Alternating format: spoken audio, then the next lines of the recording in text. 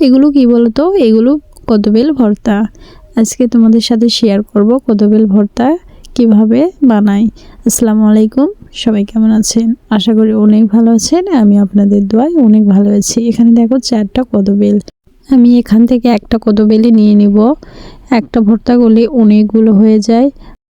কদবেলটা ফাটাতে হবে, তার জন্য শক্ত একটা কোনো কিছু দিয়ে ফাটালেই হয়, আর না হলে শক্ত কারো কোনো কিছুর উপরে এটা জোরে জোরে বেড়ে দিলেই ফেটে যাবে। আমার ফাটানো শেষ, আর এখানে আমি সুন্দর মতো খোসাটা ছাড়িয়ে নিচ্ছিলাম বেলের। এই তো আমার ছাড়ানো শেষ। এবার আমি সুন্দর মতো পানি দিয়ে ধুয়ে নিব কদবেলগুলো।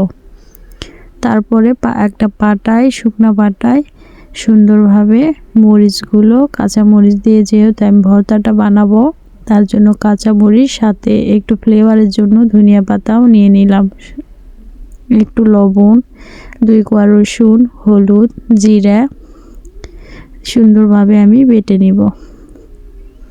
তোমরা চাইলে কিন্তু শুকনা মরিচ দিয়েও বানাতে পারো। আমি সুন্দরভাবে এই তো বেটে নিচ্ছি, মশলাটা তৈরি করছি।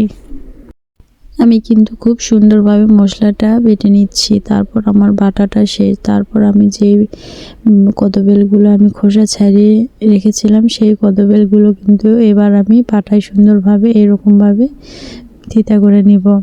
থিতা করে নেওয়া হলে আমি সুন্দরভাবে এটাকে একবারে মিহি করে পিষে নিব। কত সুন্দরভাবে আমি পিষছি দেখো, এত সুন্দর হয় পাটাতে কোনো চাটনি বা কোনো ভর্তা বানালে এরকম। আর কদবেলের ভর্তা তো আরও অনেক মজা হয়। কাঁচা মরিচ দিয়ে কিন্তু অনেকটা স্বাদ হয়। শুকনা মরিচ দিয়ে খেলে কিন্তু এর সাথে বেশি স্বাদ হতে পারে, কিন্তু আমার কাছে কাঁচা মরিচ দিয়ে কিন্তু অনেক স্বাদ লেগেছে। আর এই তো আমার পিষা শেষ। দেখো কত সুন্দরভাবে আমি ভর্তাটা বানিয়ে নিয়েছি। এবার আমি একটু সরিষার তেল দিয়ে সুন্দরভাবে ভর্তাটাকে মাখিয়ে নিব। এইবার আমি খেজুরের যে লালিটা থাকে একটু লালি দিয়ে দিব, কারণ অনেকটা ঝাল হয়েছে।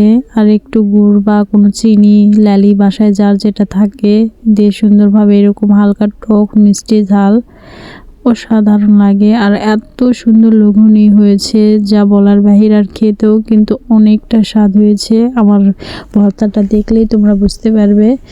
আর খেয়ে তো আমার মামাতো ভাই বলছিল অনেক ভালো হয়েছে আপু, সত্যি অনেক টেস্টি হয়েছে। আর আমার মেয়েকে বললাম, মিম্মাকে, আম্মু মুখে দাও দেখি।